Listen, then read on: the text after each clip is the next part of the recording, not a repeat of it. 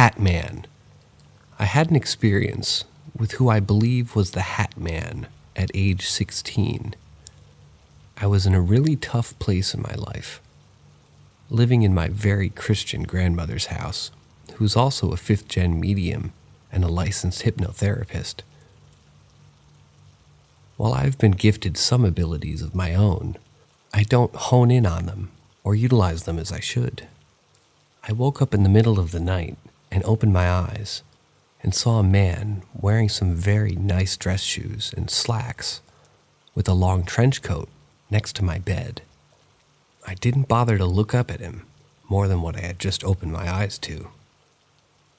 Scared the shit out of me, so I closed my eyes and I rolled onto my back rather than on my side.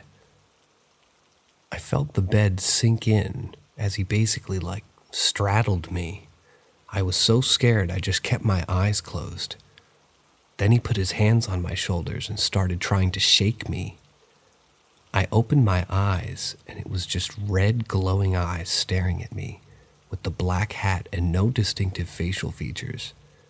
It was more like a black mist sort of. I don't know what to do. I entered fight or flight and separated my spirit from my body while he was holding me down, and I punched him in the face. Needless to say, I took care of it. There was a high-pitched ringing, and everything went blue and black in my vision, and I popped up from my bed. I never saw him again to this day. I actually had no idea until today that this was a universal thing, and I'm not the only one who's experienced him. So I came to Reddit to see if other people's stories after seeing a meme about him. If you've had any experiences similar, I would love to hear about it.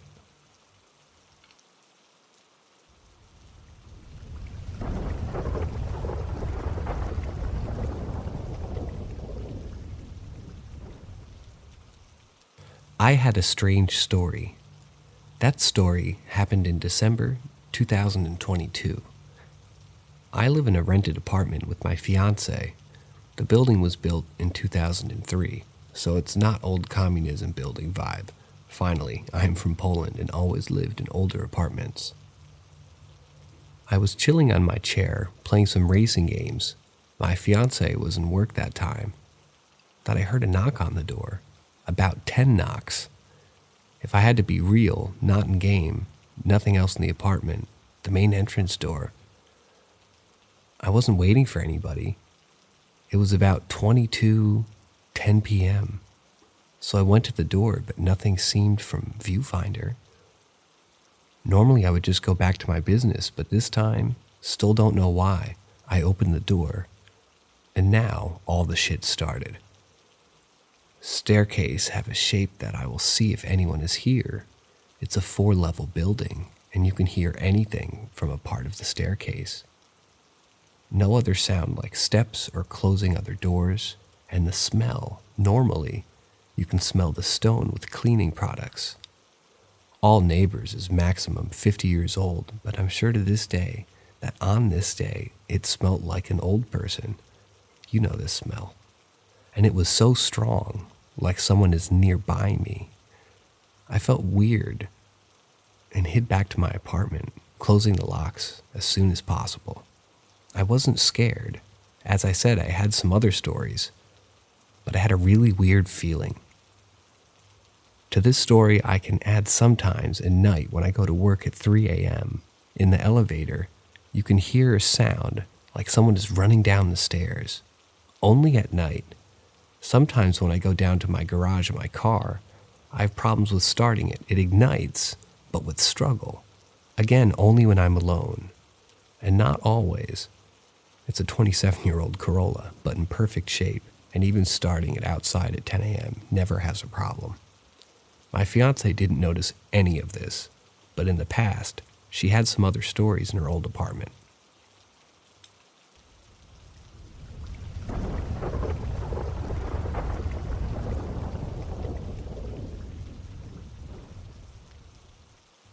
Not sure if this counts as paranormal activity, but it creeped me and my roommates out. So my roommate and I lived in a 2-bedroom apartment with a shared living space. I had just laid down to bed to go to sleep for the night, and my roommate was still up in the living room doing schoolwork.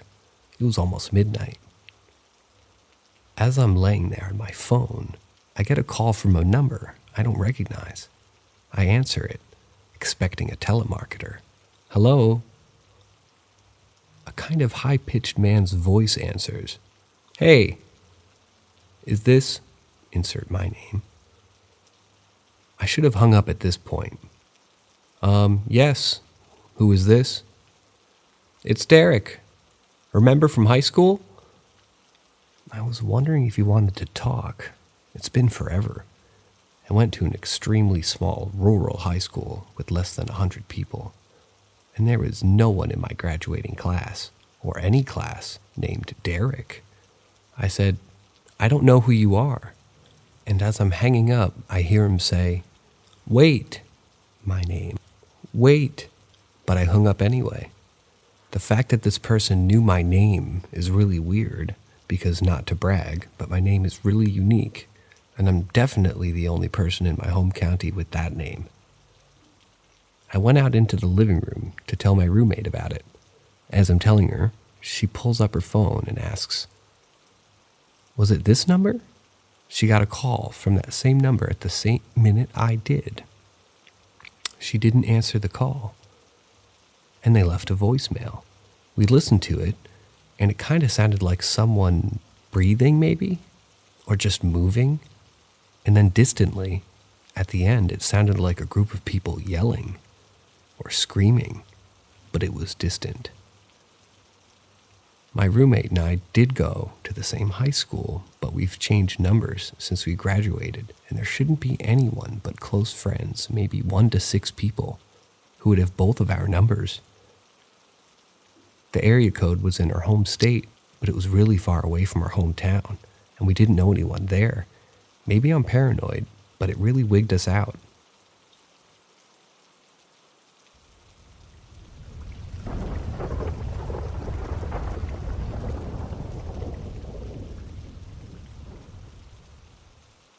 I was an actor and live audio engineer for a real game called Prison Escape, based in the Netherlands.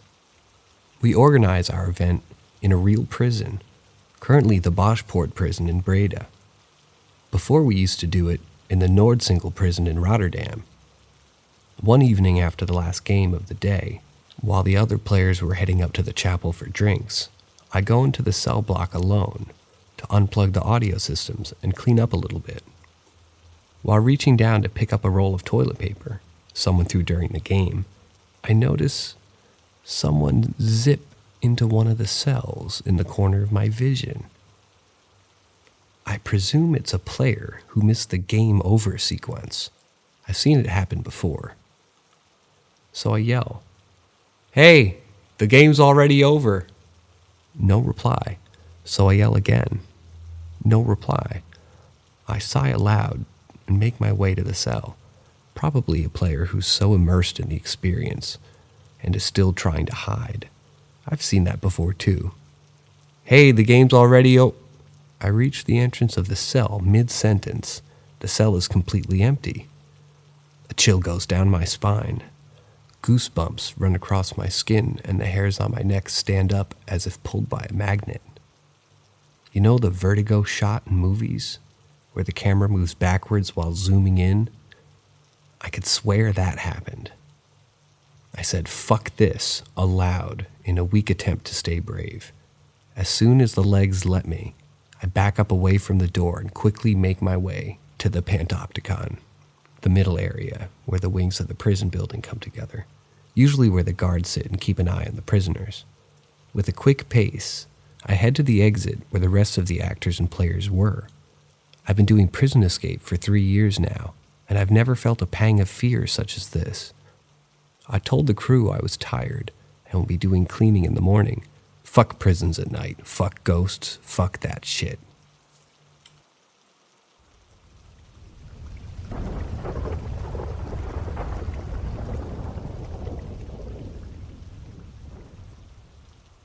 The one that really sticks with me was when I was in my early 20s or so. I was staying at a friend's house one night, and his room was kind of a weird shape. kind of like an attic with a steep-angled roof on one side, but fairly wide at the base. I was sleeping on the floor on the other side of the room from him and his girlfriend on their bed. I was facing the wall and somewhere in between being asleep but still aware of my surroundings. My best friend and I mess with each other all the time, so when I started feeling what felt like small wads of paper or something hit the back of my head and neck area, I didn't think much of it, and I told him to stop being an asshole. It kept going on for a bit, and I got pretty pissed off, and halfway rolled over to yell at him, and at that point, I saw a big dark shadow standing next to me, kind of leaning over, watching me. I immediately sat up, yelling out loud, "What the fuck?" and trying to scoot back towards the wall as quickly as possible. The noise made my friend wake up asking what the fuck was going on, and I asked him if he had been fucking with me and telling him I was completely serious. Turns out he was asleep and had no idea what I was talking about. The next day or so, he told me about an experience he had in the same room. The way his bed was positioned, he was in front of a really small closet area and had a mirror propped up against the wall. One night he had woken up to the feeling of someone sitting in his bed and the blankets being pulled tight around his legs, and when he felt it and looked toward the mirror and he awoke, he saw a dark shadow figure sitting at the foot of his bed. Obviously freaked out, he looked back and it was gone. Likely to be a whole sleep paralysis thing, but it made so much more sense considering what happened to me, since he said he was able to move his upper body with no issue. The others, when I was little watching cartoons with my mom one morning, I heard a noise behind one of the dining room area, and when I looked back, I saw a grayish woman walking around. I immediately turned around, scared, and said something to my mom, but when she looked, there was nothing. In that same house, split up like an apartment, one downstairs and one upstairs with an outside entrance, we'd sometimes hear the sound of an old rocking chair upstairs. We had no access, as it was the neighbors, and they had nothing close to a rocking chair, and usually happened when they weren't even there. At that time, my mom and dad would get in bad fights, and they were usually when I was around, which happened to be when other weird noises such happened. My mom and I always joked it was an older lady that lived there at some point, and that did not appreciate that happening around a little kid.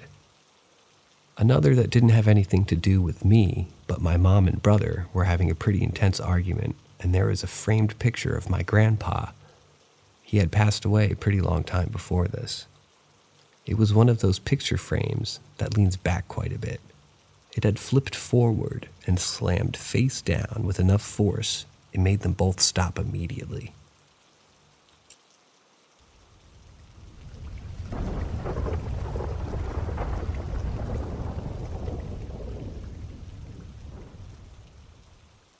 So the funny thing about my night terrors is I can have them in a sort of half-sleep awake state.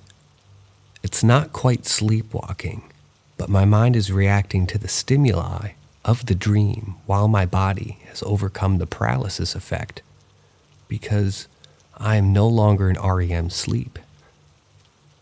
Sometimes that means I have one-sided conversations with people in my dreams while I'm talking to the air in real life. Sometimes that means I start wailing on a lamp because in my dream I was being attacked by a demon. The most vivid experience I had was so real to me after I woke up, as in I was having auditory and visual dream components overlaid atop my bedroom with my eyes wide open, that it took me a good half hour to come down from the fear-induced anxiety attack.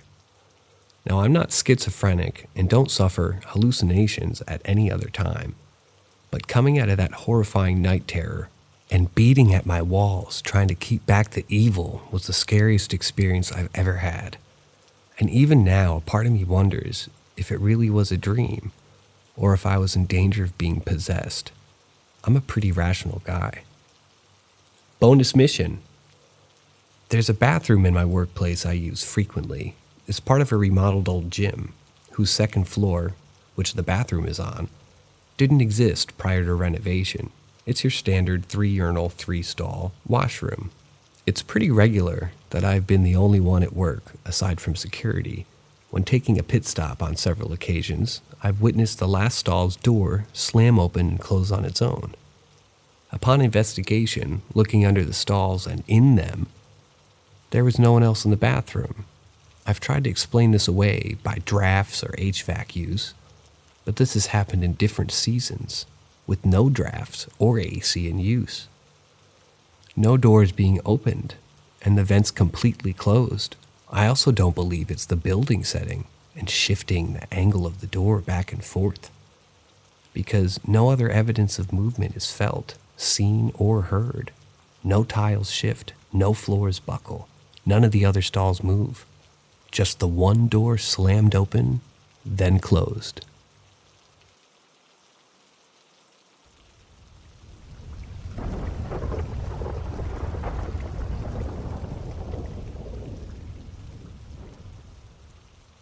I had a somewhat similar experience. I was at an NFL game. My friend and I were looking for our gate to our seats. I see an old Asian lady. She's leaning up against a column and can't help but stare at her. I keep thinking to myself that she's the oldest looking woman I've ever seen in my life. She looks almost unbelievably old. It seemed unusual that she was at a football game for any reason at her age, and she was standing alone, which also seemed strange. She is on our path, and we are about to walk past her. We are pretty close to her now, so I stopped looking at her out of respect. I couldn't have been more than one step past her when I hear a huge thud right behind me. My friend and I turn around, and this lady fell down face first, no hands, flat on her face. No screaming, no motion, nothing, just a thud. Immediately, I felt obligated to react, being that I'm standing right next to this lady on the floor, but I can't. I'm frozen. I was like I felt her die. In my mind, there was no way she could live from the fall. Because we were in a stadium, it was only a couple seconds before someone rushed to help her, while I stood there, frozen. Once someone was attending to her, my friend and I walk away. I have no confirmation that she died, but I experienced it. Literally, the oldest human I have ever seen fell flat on the concrete with her hands to her sides, then laid there, motionless. I'm the biggest skeptic ever, but I felt somehow connected to this lady's death, as if I sensed it coming, then felt her pass. I've tried to look up any news stories to see if I could confirm her death or see a picture of her, but I never could. If anyone is curious, it was the Colts at the Broncos, 2004-2005-ish. The Colts killed us.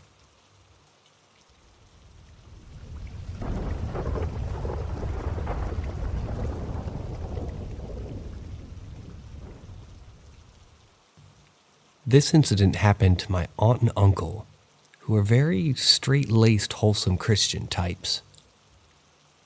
It was the mid-90s, and they had just been married.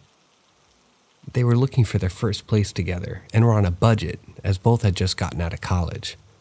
They found an apartment that was affordable, and made an appointment to check it out. When they arrived, they noticed the apartment building was adjacent to an old cemetery. The woman showed the place, mentioned that previous tenants had mentioned strange activities in the apartment. Drawers being opened, doors slamming shut, but overall the incidents were few and infrequent, if you believe in that sort of thing. They didn't think much of it, and they weren't the spooky type, being Christians and all, so they went ahead and got their first place. She said as soon as they got in the apartment, they noticed things being moved, drawers opening and closing, items gone missing, or moved. She said there were incidents almost daily, but that they just tried to ignore it. The third or fourth day, They were in their new place. My aunt had just showered and crawled into bed next to her hubby as he had showered before her. FYI, my uncle usually leaves the room when my aunt recounts the story, as it's creepy to him. So my aunt has just crawled into bed. My uncle was above the covers reading the paper. She was exhausted and closed her eyes to start relaxing before sleep. She says her husband then turns to her, not saying a word, and starts giggling and poking at her like a playful kid kind of thing, then starts grabbing her arms and legs, sort of play wrestling, if you will. "What are you doing?" she exclaims, to which he didn't reply. She also said he had an odd look on his face that she'd never seen, and it was just out of character. Then he rolled off the bed, manically giggling, and rolled onto the bed and started pushing up on the box spring from underneath. She described it as almost taunting. Then in a loud voice, she yells his name and asks again, "What are you doing?" She then hears my uncle's voice say, "What is it?" She hops up and finds her hubby in the living room, feet kicked up, reading the paper. They immediately packed a few things and went to a hotel. They never spent another night there, and they got out of the lease and only returned with family and friends to pack up.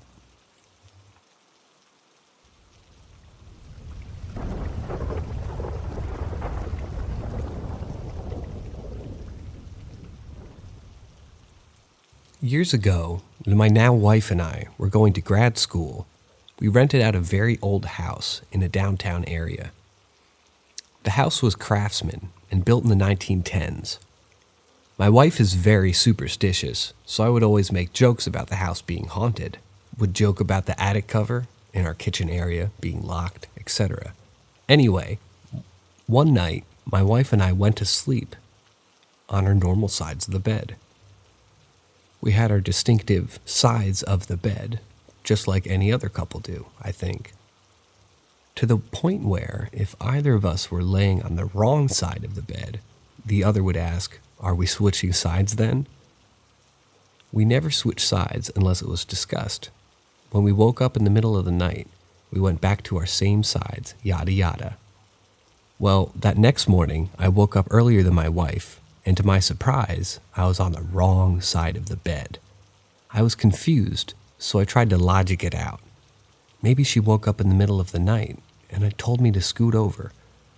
Maybe we both went to sleep on the wrong side, and I didn't notice. Maybe I'm confused and this is my side of the bed after all. I wrote it off as nothing and tried to go back to sleep. Then my wife woke up and I heard her mutter something. I sat up, asked her to repeat what she had said.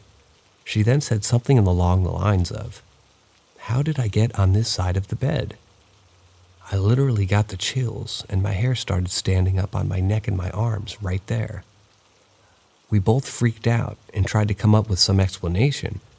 Maybe she sleepwalks and pushed me over to the other side. None of us have a history of sleepwalking. Maybe one of us rolled over the other. Unlikely, as the other person would be likely wake up and go, "What the fuck?" Maybe one of us woke up to go to the bathroom and got back in bed on the other side and pushed the other one over.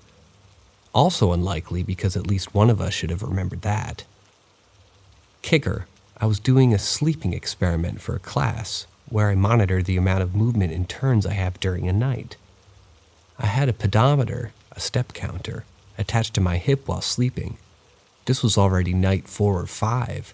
Every night showed between 20 and 40 steps that I suppose translate to turning over.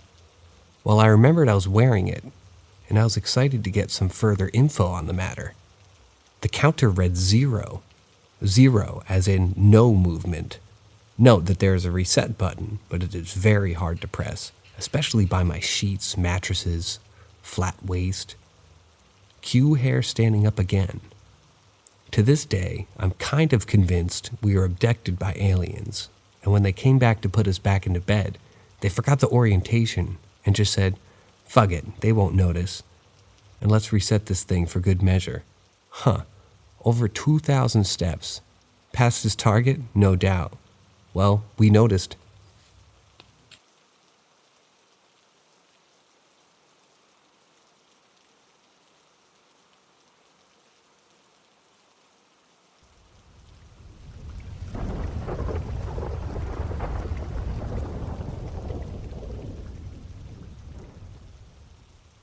This isn't really paranormal, but a few years ago, in my undergrad, I was walking home from class when I started feeling really sick.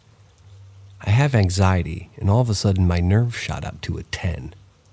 I feel like I was about to puke and I was shaky. I went and sat on a bench in this strip mall on campus where they basically have a lot of stores and restaurants. After a while, the nausea went away and I just felt really, really tired. It was midterm season and I thought I was just exhausted, so I went inside this coffee shop to get coffee. While in line, I felt so sick again. By the time I paid for my coffee, my anxiety was through the roof. I seriously thought maybe they'd messed up my meds or something. I walked home, put the coffee in the fridge, and lay down in bed where I couldn't sleep at all. After half an hour of staring at the ceiling, I get this huge urge to call my dad. My dad is an amazing guy, but when it comes to mental illness, he sees it as a kind of creepy or weird, so I never talk to him about my anxiety. So I push away the feeling and figure it must be just that I'm desperate for someone to tell me everything's fine. And friggin' relax. His usual response when I'm anxious. Another hour or so goes by. I get a message on Facebook from my brother, and I'm so shaken. He tells me there was a gas leak at the factory where my dad works. The entire neighborhood had to evacuate, and 2 people died.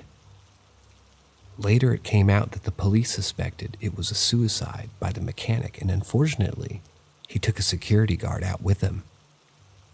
Here's the thing. My dad is also a security guard. There are usually 2 of them on duty, but halfway through driving to work, my dad realized he forgot his lunch and his access card, so he had to drive back home to get it. As he was getting ready to drive back, again his supervisor called him and told him not to go into work. There was a major gas leak. The rest of the night I felt totally fine. I don't know what that was, but it creeps me out to this day. Since then, I've told myself, no matter how weird it seems, I need to tell people when I feel like this. I told my dad about this year later, and he basically just said, "Wow, thanks for not calling to warn me." But he's still really sad about his friend that he lost, so he doesn't like to talk about it much.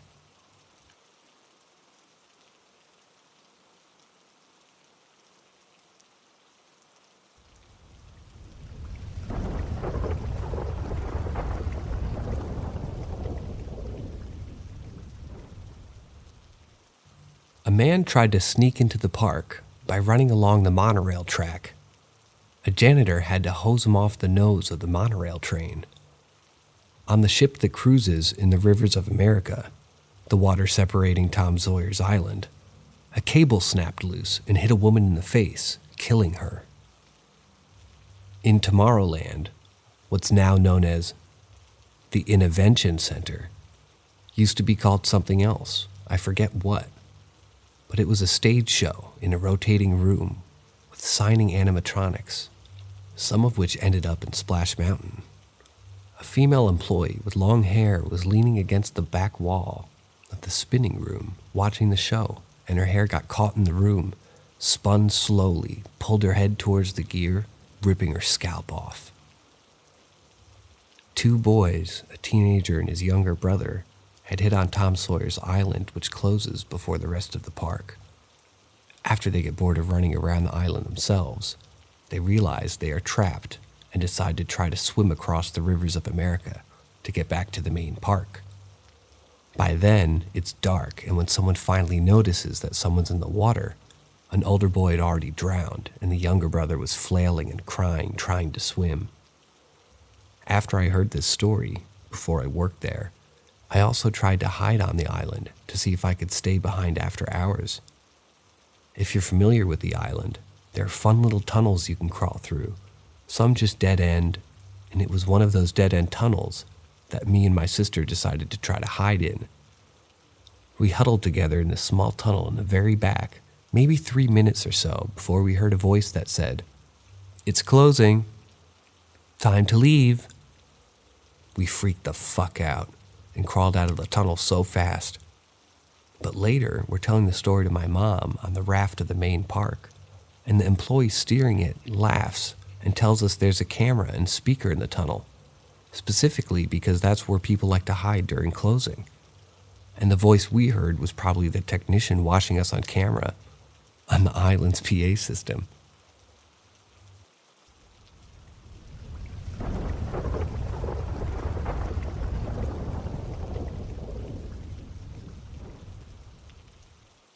I too worked for the mouse, and I've had spooky experiences.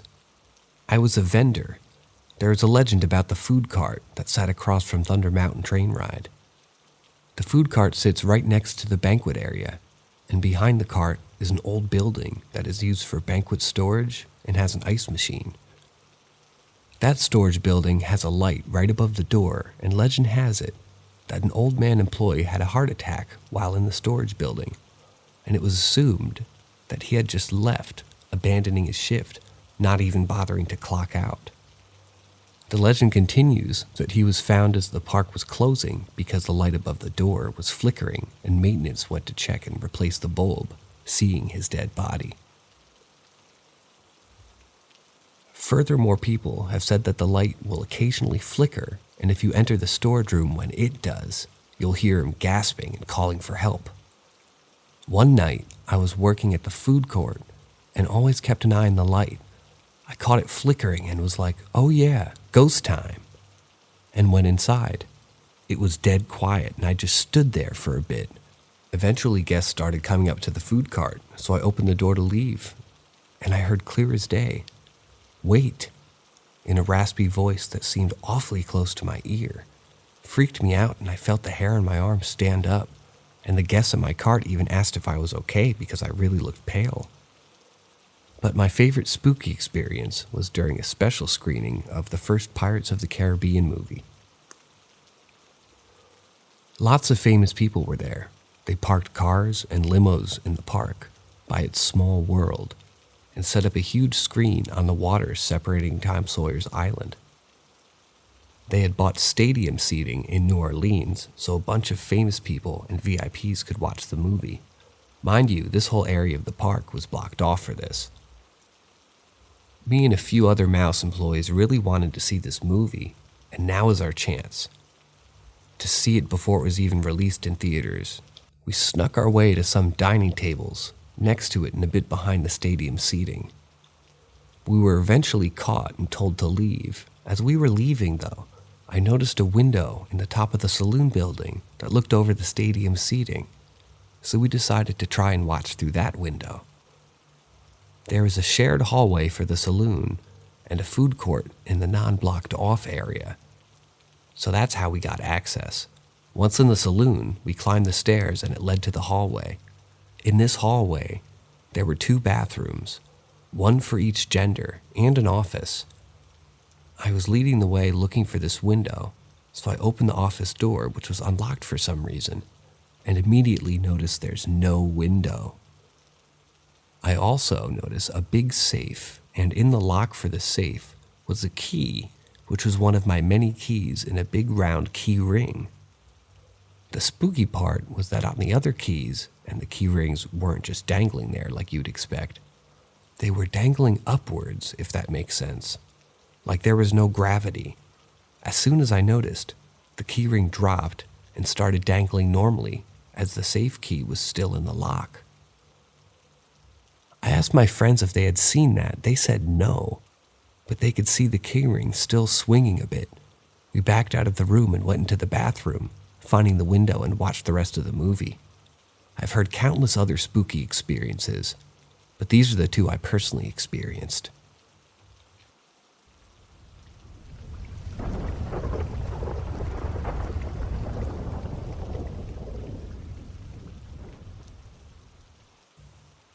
There's an excellent reference. I didn't think of that. Yes, it was very similar to the humanoids in the Numra Freaky Shit. A few years ago, when I was still in high school, I often spent the majority of my vacations hunting with my father. My grandmother, who lives just down the road from us, owned the 280-odd acre of land we hunted whitetail on. Most of this land included nearly half a mountain, which led to the development of an unfathomable web of logging roads and skidder trails. It was the peak of winter, and roughly 2 feet of snow sat on the ground. During this time, hunting tactics switched from stalking to sitting, as moving around in the thick, wet snow was an idiot's idea of fun.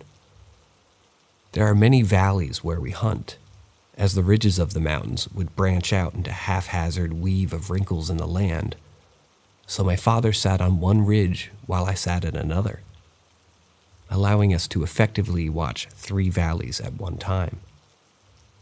If you'd ever had the opportunity to sit in the woods as the day headed into dusk, watching and waiting in peaceful silence for movements that may or may not occur, you were fortunate.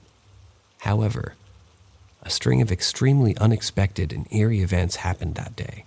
First, we heard what sounded like a stampede in the center valley, high above where we were sitting.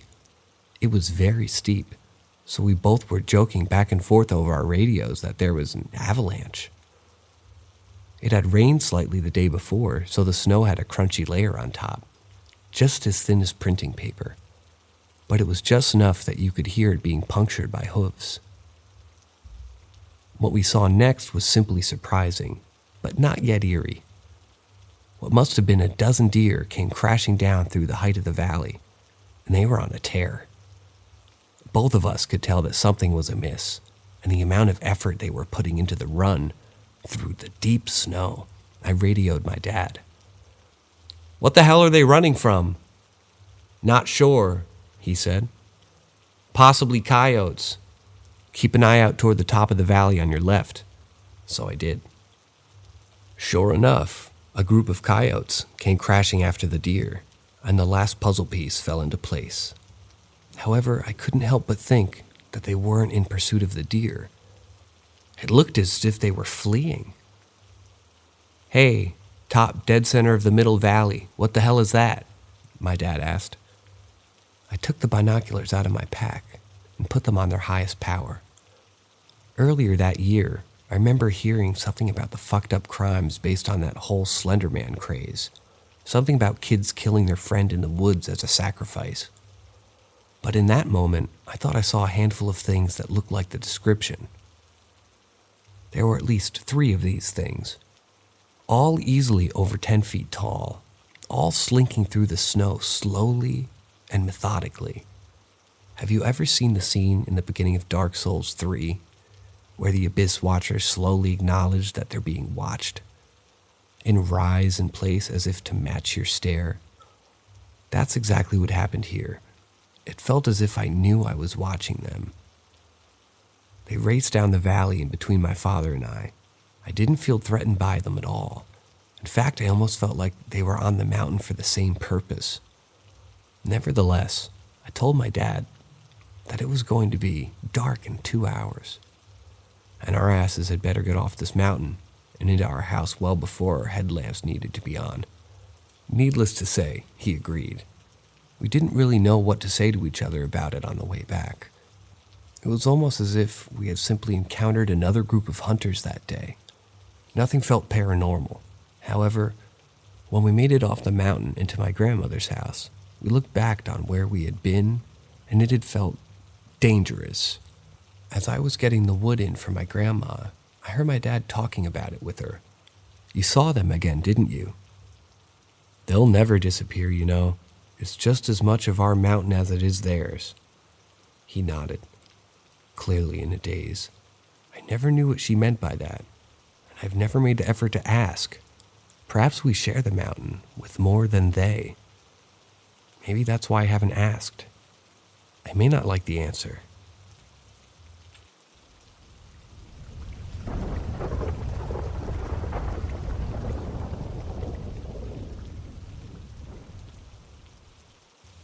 The following happened in my home and involved both my sister and myself when we were young.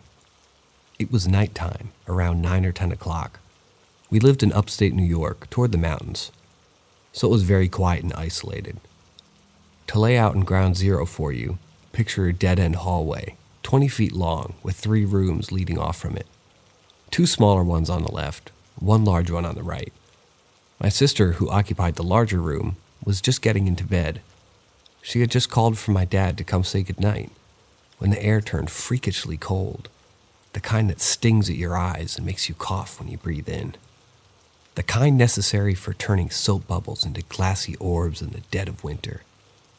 I remember watching from my bed as it emerged from the upper hallway, creeping horizontally on the wall. It was facing into my sister's room, its back to me, slowly coming into her view as a ghostly white arm dragged along the side of the wall, as if gravity had shifted sideways in the specific area. I remember shouting for my sister, which alarmed her enough to shriek for my parents. Whatever it was heard me and twisted its head around nearly 180 degrees to stare into my soul. It had these huge, hollow, and bottomless black eyes, and a mouth, which was twisted into something akin to a carnival mask's creepy smile to match. If you've ever felt that something could kill you with a stare, this was it. As soon as my father rushed the hallway, it vanished from sight. However, the presence did not. My parents camped out in our rooms for hours, yet the sinister cold held fast. I have seen innumerous paranormal events living up in the mountains on a 7th-generation farm, but nothing I've ever been through can compete with what happened that night.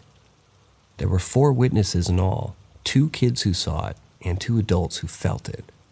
There was no precursor to its visit other than roughly 3 seconds of cold, no other warnings, no other signs, no random freaky glitch in the matrix. Suddenly it was just there, and in all honesty, that's the most terrifying aspect of it all. After it supposedly left, the cold cleared on its own, and though the thermometers gave normal readings, it must have taken hours to feel like room temperature again.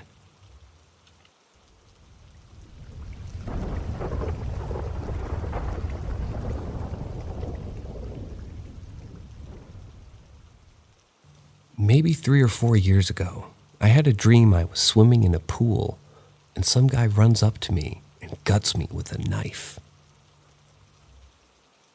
I'm freaking out, roping my insides back into my belly, and then I get out and run. The dream cuts to me running through a neighborhood, going through a door, holding my stomach and asking for help. No one is answering until one does, a man dressed in that stereotypical priest outfit with the white collar.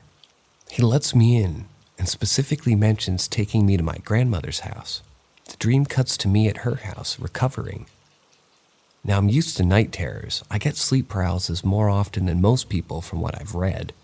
But the main difference here was this. The next day, that afternoon, my grandmother calls me and says that someone from a religious group called asking to speak to me. He even used my nickname, not my first name. Although she didn't say it outright, she knew this was odd. Because I'm not religious, and she's always asking me to go to church. Also, I don't visit her that often. I'm almost never in town, just holidays. People would never normally call her to get to me. She asked the guy if she could take a message, and all he said to her was, "Tell ghosts that everything will be all right." So naturally, she calls me to ask what's wrong and relays the message. I'm freaking out. I try to get her to remember what organization he claimed to be part of, but she couldn't remember and didn't write it down. I aimlessly Google scenarios like this, religious groups, but ultimately I find nothing. This was during a bad time for me when I had just graduated college, but was in my first relationship and it was tanking hard. Life was shitty, job was shitty, and I generally felt terrible. Even though I still don't consider myself religious, I have no way to refute what happened, and it scares me because I've had other intense religious-themed dreams before, and more so as a child and high schooler. Rationally, being gay, I figured those things were my stressors, pre-coming out and all that it was. But this, yeah, I don't know. This one reached into reality. Oh, and within 6 months I broke up, got a different job, and life got on a better track.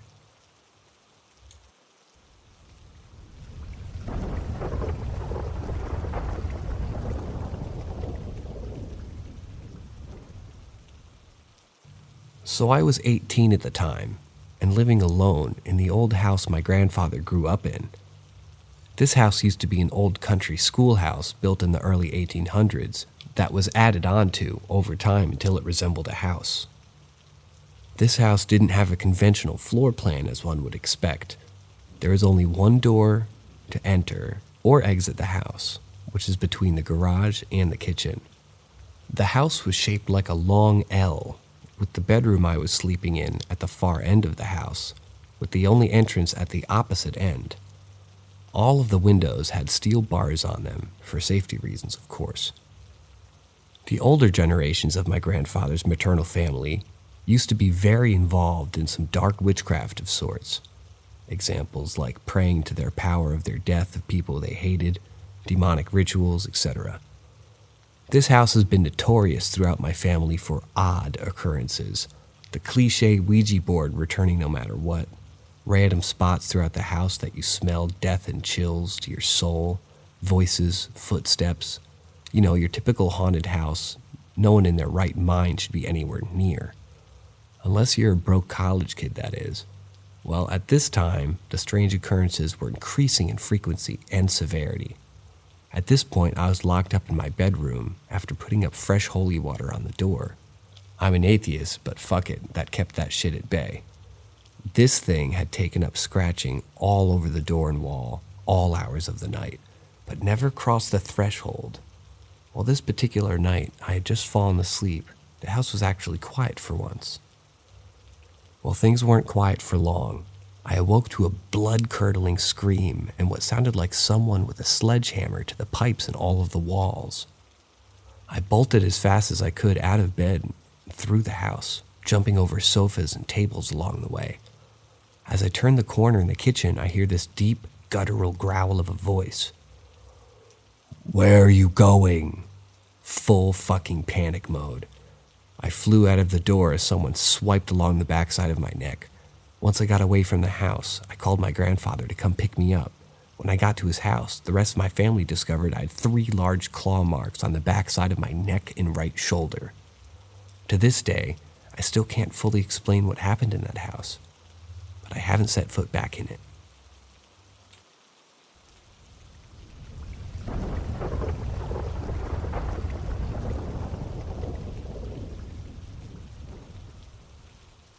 Yours is even crazier than mine. So this takes place in Michigan. I'm hanging out with my cousin playing video games at around 2 a.m. in the morning when his sister's boyfriend calls, saying he's just got a ticket for seeing outside of a bar and is a sex offender now or something and needs us to give him a ride.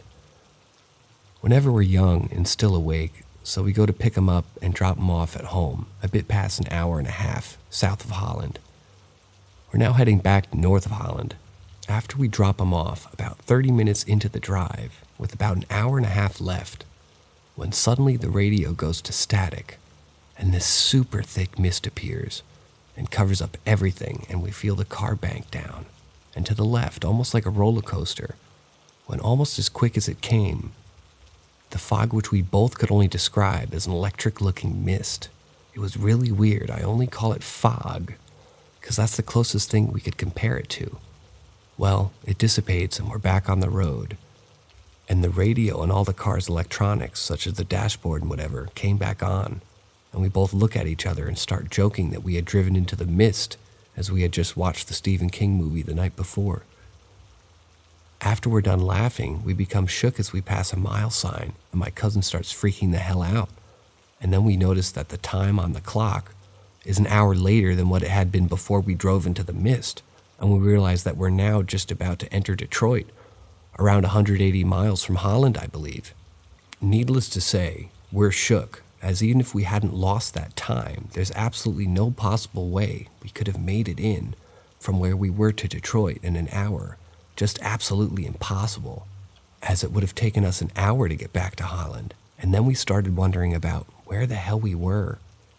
That missing for an hour, we abducted by aliens? Did we enter a rift in time? A small black hole? Honestly, thinking about it gives me goosebumps. Well, we decided never to tell anyone, but here I am telling people on the internet.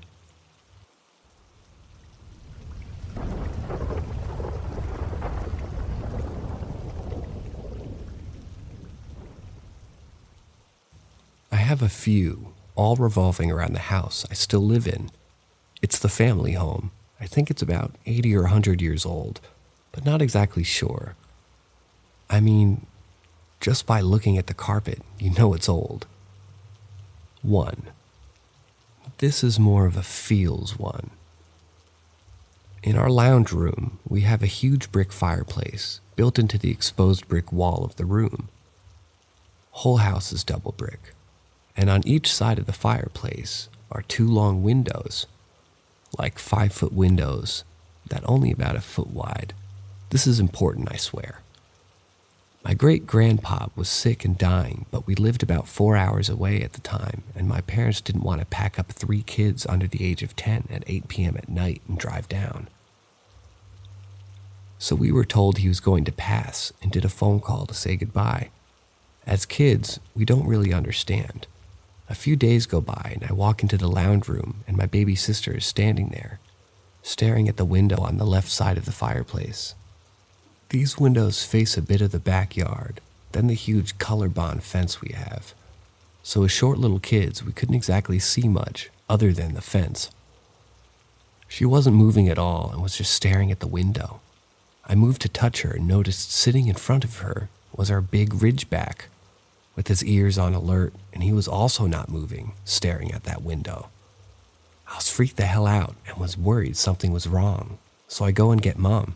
She thinks I'm being a shithead kid, but I will not leave her alone, tugging on her arm and stuff, and eventually she moves and goes into the lounge. So she sees baby sis just standing there and says her name. Baby sis doesn't move or respond for what seems like forever, but finally slowly turns around to look at my mother and I. Mom asked what was going on. Baby sis says, Pop was in the window. He wanted to let you know he said goodbye. Mom goes white and rushes off to call the family. Dog still isn't moving. I can't see anything in the window. Baby sis seems fine. Then they hear crying from the kitchen. Pop had passed out about 20 minutes beforehand. Eventually, after about an hour, our big boy doggo relaxes and falls asleep, as near to the window as he could. He stayed there for a while. Baby sister remembers it to this day. We've talked about it.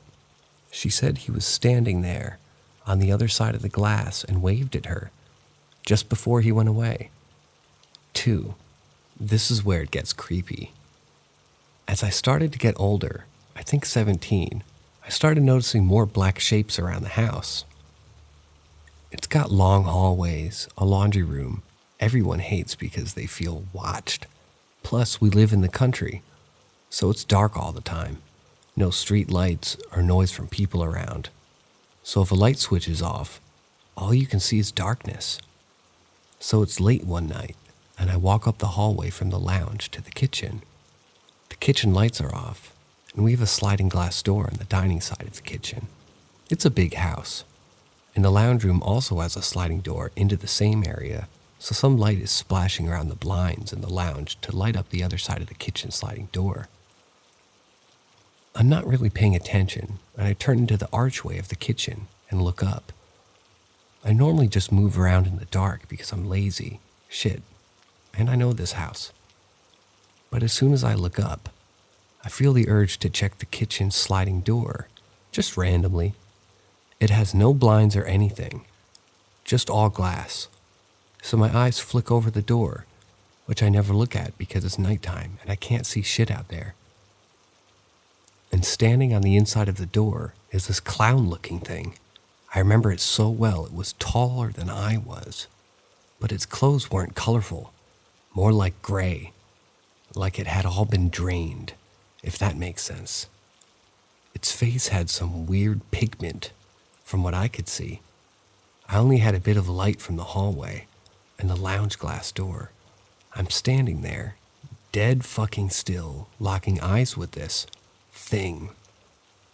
I don't know how to describe it other than roughly resembled a tall, bleak clown standing in the darkness. Now let me tell you that I'm not scared of clowns or ghosts or whatever. I like to believe seeing them is just part of us using our part of our brain that isn't understood. Some people have it, some don't. That's why it's hard for the people who don't to believe the people who do. So I'm not scared of them. I like to think that they are just in a different dimension, and some people can somewhat see through the veil that separates us. I'm very, you do the Mr. Ghost thing. But this thing, it fucking scared me. I couldn't move. I felt like I couldn't breathe. The air was just heavy, stagnant around this thing and I. I remember its eyes. They were just fixated on my face. It wasn't even moving or anything, but fuck me, I was scared. After what seemed like forever, I backed into the hallway and bolted to the lounge and told my dad I thought someone else was in the back area. We've had assholes jump around the fence and try to break in before. Normally the huge Rhodesian Ridgeback scares them off, but I swore I fucking saw something. Dad went out there, came back in, went to the kitchen, switching all the lights on as he went, and there was nothing. He chalked it up to me being dramatic. A few days pass, and I'm still uneasy as fuck. I saw it. It looked evil. Whatever. So I'm walking down the same hallway, talking shit before mentioned baby sister. She's walking backwards, facing me, and taunting me. Gotta love siblings. And all of a sudden I get slapped. I mean, full-on pimp slapped. So hard I fell into the wall of our hallway. Sister is standing there in horror, just looking at my face. It stings. She stutters out, "You have a handprint on your face." I'm confused and pissed off, thinking my punk-ass sister just fucking pimp smacked me upside the head. So I'm yelling at her about hitting me. Dad comes to break us up because I'm mad that she's now crying because she didn't do it. It happened. Says that handprint is twice the size of her hands. Dad is sick of our bullshit and grabs her hand and holds it just above my cheeks. After a moment, he drops her hand and looks confused. And then it was like something clicked in his eyes. He asked if I've seen anything lately, anything weird. Eyeing me off with a worried look, I explained the clown thing, and he just purses his lips before speaking in a low voice. "Sometimes it happens. Sometimes they get angry. Tell me if you see anything else," and wanders off to his room. What? It happens? So eventually I check my cheek. Looks like a handprint the size of my dad's. Later, Dad tells me he used to see crap as a kid. And since baby sis did, when she was young, he figured we might too one day. I still see black shapes. My dog will still randomly bark down the hallway or sit staring at God knows what for hours. Dad likes to joke that my old girl is chasing ghosts when she randomly goes ballistic in our kitchen. Still feel uneasy, and I still live in the same house, but I've never seen the clown again, or really understood why I got slapped. Was it mad? I got my dad? Or that I ran away? Or maybe just that it was seen. Who knows?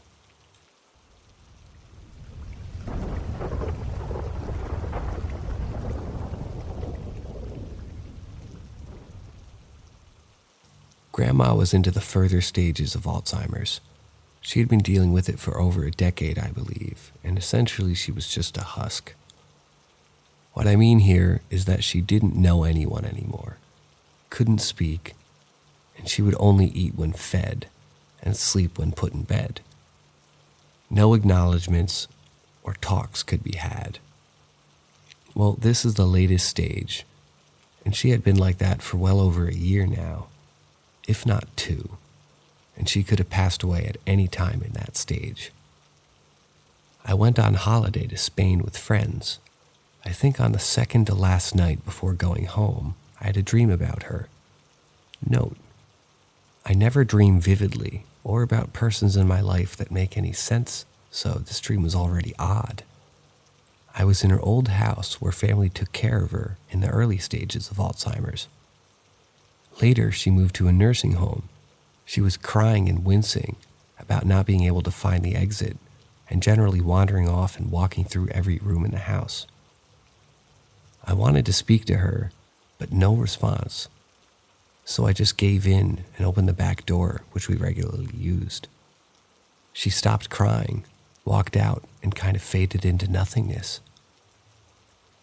I woke up, weirded out by the dream and the fact I remembered it. Fast forward through the day, we spent a nice day. I didn't join one of the activities along with a friend, and we'd take a walk and sit down for a drink. Cue a call from my parents, and then I already knew. She had died that night in her sleep. Chills were kind of rolling down my spine as we were so far apart and no communication about her situation was transferred. It was a very odd feeling, and statistically speaking, something like that can happen, but what are the odds of a dream that's specific and happened at that time? In the end, I kind of like it, that I or my brain released her in either from memory or the misery that became her life. I hope she's faring well wherever she is along with Grandpa.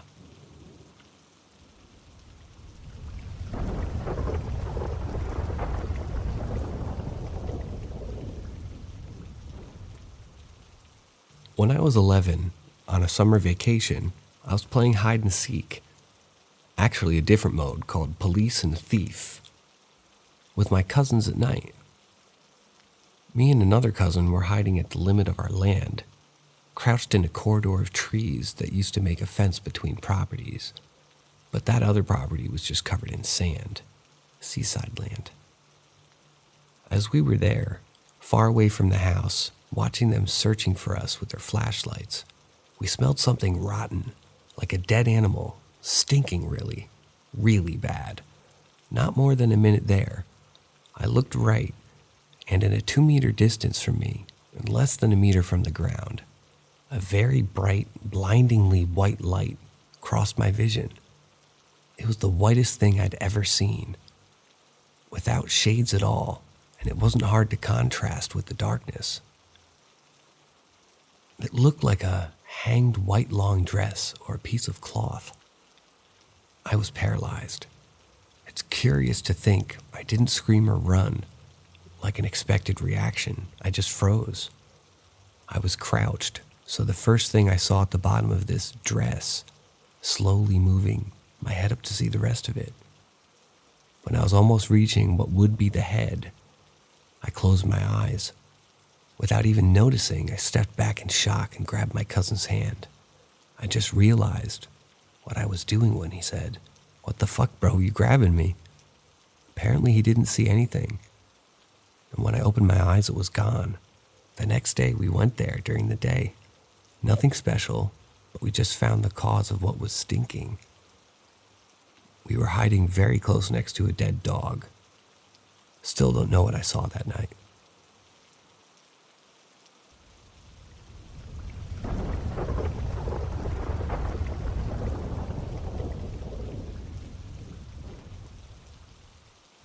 As the woman drove down the deserted highway, she noticed a lone pair of headlights quickly approaching her from behind. When the car came closer, she noticed that it was going to overtake her. The car drew up beside her, but then the driver suddenly swerved back behind her car. She started getting nervous and kept an eye on the strange car in her rearview mirror. He pulled up dangerously close to her bumper and began flashing his high beams at her. The headlights dimmed for a moment, but then the high beams flashed again, and the car behind her surged forward. The car followed very closely, and on tight curves or over hills, he would flash up his high beams on and off. The frightened woman struggled to keep her eyes on the road and fought the urge to keep looking at the car behind her. Finally, she approached her exit, but the car continued to follow, flashing the high beams again and again. The terrified woman took out her mobile phone and dialed 911. When the operator answered, the woman screamed into the phone, "A car is following me. He keeps tailgating and blinking his lights at me." The woman gave her address. In a few minutes, she saw the red and blue lights of the police car in the distance. She breathed a sigh of relief as she pulled into her driveway, but suddenly the strange car pulled into the driveway behind her and began blinking its lights on and off like a maniac. The police car screeched to a halt on the woman's front lawn, and the two police officers jumped out with their guns drawn. They pulled the man out of the strange car and forced him to lie face down on the lawn. Then they handcuffed him as he screamed, "There's someone in the car! There's someone in the car!" The two policemen suddenly pointed their guns at the woman's direction and fired. The woman screamed, but when she turned around, she saw the bloody corpse of a murderer fall out of her back seat. There was a large butcher knife still clasped in his cold, dead hand. The police searched her back seat and found duct tape, a blindfold, and a pair of handcuffs lying there. The woman realized that the man in the strange car had been trying to save her. When the police released him, he explained that as he pulled up behind her and his headlights lit up her back seat, he seen a man with a butcher knife rising up behind her. Just as the madman was about to stab her, he flashed his high beams and the figure crouched back down. "I flashed my high beams every time I saw him raise the knife," he said.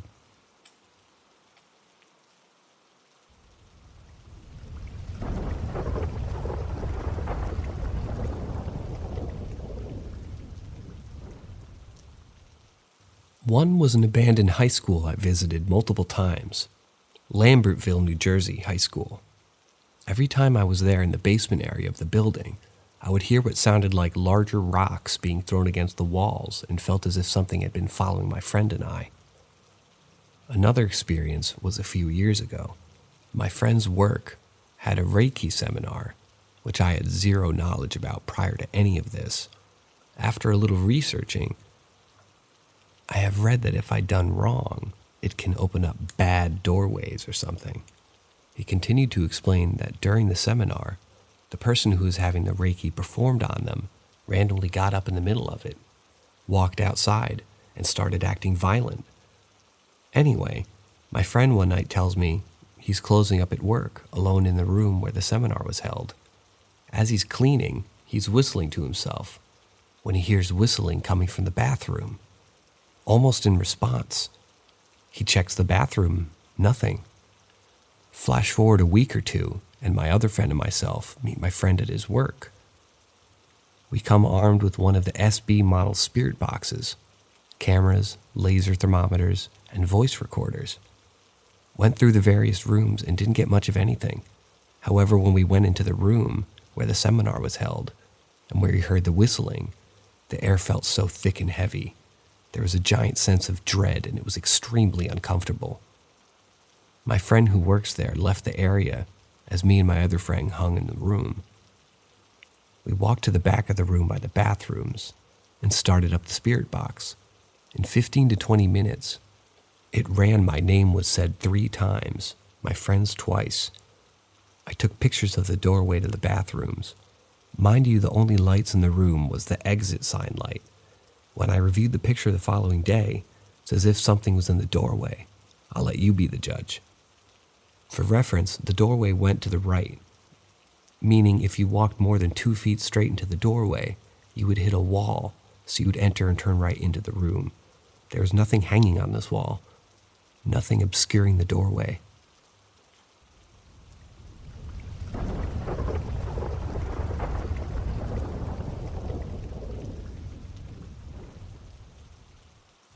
When I was around 8 years old, my family and I lived in this old house that always gave me the creeps.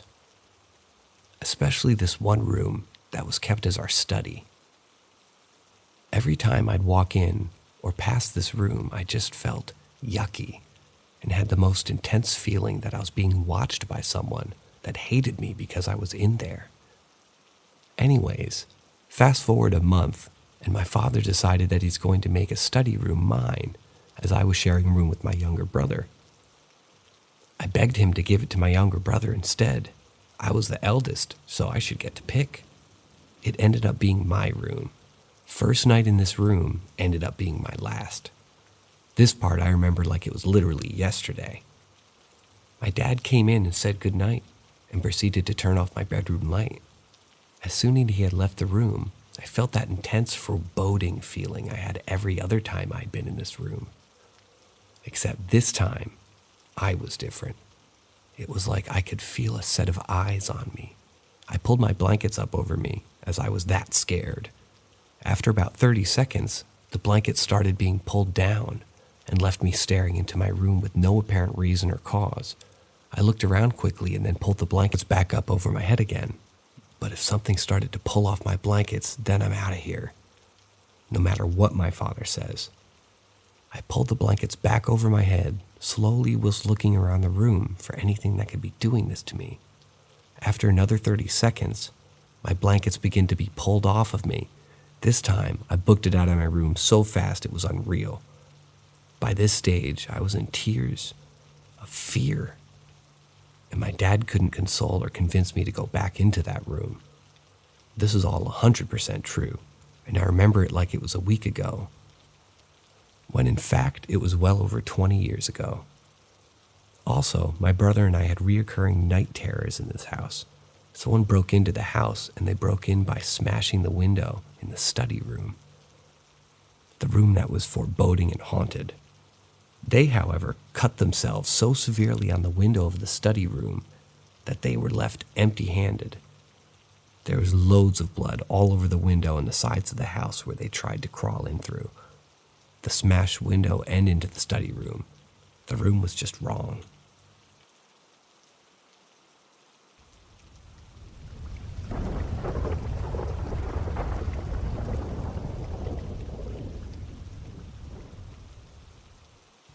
So I'm going to do my best to paint a picture of the setup of my bedroom and bathroom.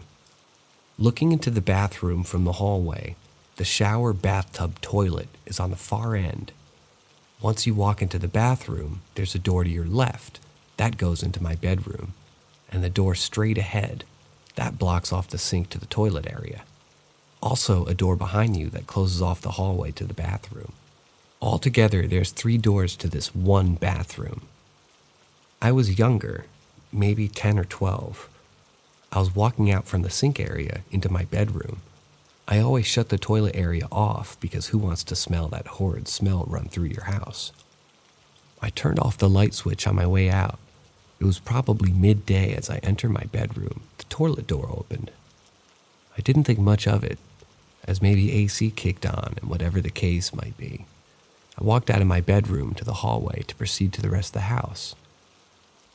About 5 feet past the hallway bathroom door, the bathroom door to my bedroom, and my bedroom door to the hallway all slammed shut. At that point, I took off running into the living room where my parents were. I was hoping it was one of them just trying to scare me. I then told them what happened. We all walked back to that part of the house to see every door was in fact shut, except my toilet door. The light was also on in the bathroom. Another story was it was late, probably 3 in the morning or so. I was always interested in the paranormal and watched shows and documentaries. I was in my later years of high school. I had a buddy over and he was sleeping next to me. I was sound asleep when I felt a tremendous tug on my right wrist.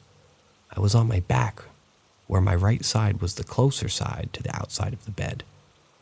I had that horrible feeling of free falling in my sleep, like you do when falling asleep sitting up, and you slowly start to tilt over.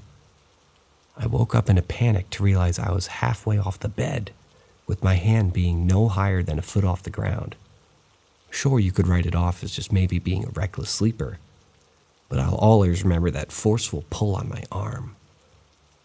There were a few other instances in that house that I remember, but those being the 2 distinctive ones. My house was out in the country a little older as well. I don't think there's much history to it, and most of the times the things that happened were just laugh off.